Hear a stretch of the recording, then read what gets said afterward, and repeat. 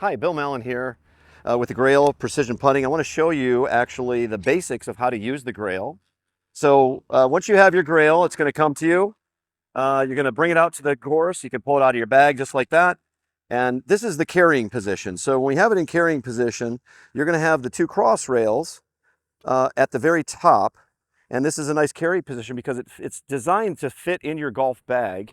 And it's 45 inches, it's the length of your driver. So if you're traveling, it fits perfectly in your bag. It's going to be the length of your driver. And when you put it in your golf bag, we want these cross rails at the top so that they sit above and sit in your golf bag. We will have a head cover for this as well, so you can put it in and protect your clubs and the Grail. So when you pull it out of your bag, we're going to take it over to the green and we're going to kind of go through the 1, 2, 3s of how to actually get the cross rails set up properly so that we don't damage the cross rails, and also show you exactly how to use your Grail. So I'm going to set it down on the ground, and first thing we're going to do is pull this off. And so we want to try to pull this off at the same time. If we torque and pull one out at the same time, we can bend the cross rail and make it difficult to get out. So we want to kind of pull it up, just pop it up, pop the other one up, and then pull them both out at the same time. So we have the pegs right here, and they have a little spring action on them. So this is actually what goes in the hole of the Grail. And these are designed to fit, again, along the length when you're storage, or cross rails when you're putting it together. Again, when we pop this off, we want to pop this off very carefully, put our foot down, pop, pop, and pull it out together. We don't want to pull one up and leave the other one in this way, or it torques and it actually can bend the Grail, making it difficult to insert. So we've got this set up. We're going to put the Grails parallel to each other, and they are numbered. So if you look at your Grail, you've got numbers up to 15 going back to impact line. Impact line is where we're going to place the back. The back of the golf ball is right at the impact line. And this is forward, so this is going to be your forward stroke. The numbers to the back go, basically the Grail goes to 30 inches back. This is your back stroke. So we're going to set our front stroke cross rail and our back stroke here. We do want our backstroke to be longer than our front stroke. That is the whole point of what the Grail teaches you. Teaches proper stroke metrics. So the longer the backstroke, the longer the putt.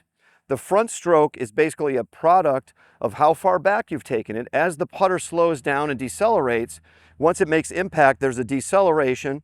The putter should not accelerate through the ball and have a longer forestroke. So the backstroke and the forward stroke are going to be different lengths. The backstroke will be the longer.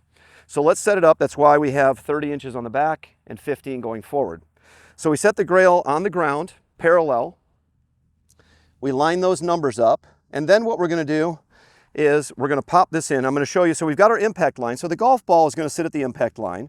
And we're going to determine how far our forward stroke is based on a length of whatever putt we're hitting. So if we're going to take the putter back 10 inches for a 10, say it's a 10-foot putt, depending on the speed of the green, then we're going to put our front rail at 5 inches. So we're going to pop in here, slide our other 5 inches over, make sure we've got the same setup, and we pop it in. Very easy, pops right in.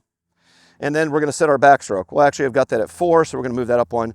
But our backstroke, well, if we had 4 there, we would have 8 here. So what we're going to look at is the number on the Grail. So if you get a close-up here, you can see the numbers here. The number that you're seeing right here, 4, is the length of your forward stroke past impact line. So once the ball is struck, this is 4 inches, so our putter will stop at 4 inches. Our backstroke is 8. So the 4 to 8 is our ratio. Now, we'll get into a little more detail about how to actually measure what the backstroke will be based on the length and the size of your putter, which I'll show you shortly.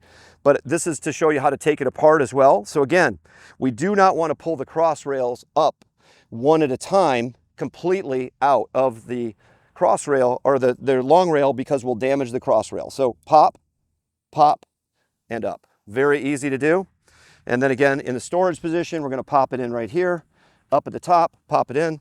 Again, taking it out, we're going to pop, pop, and then remove completely. Put it back like this.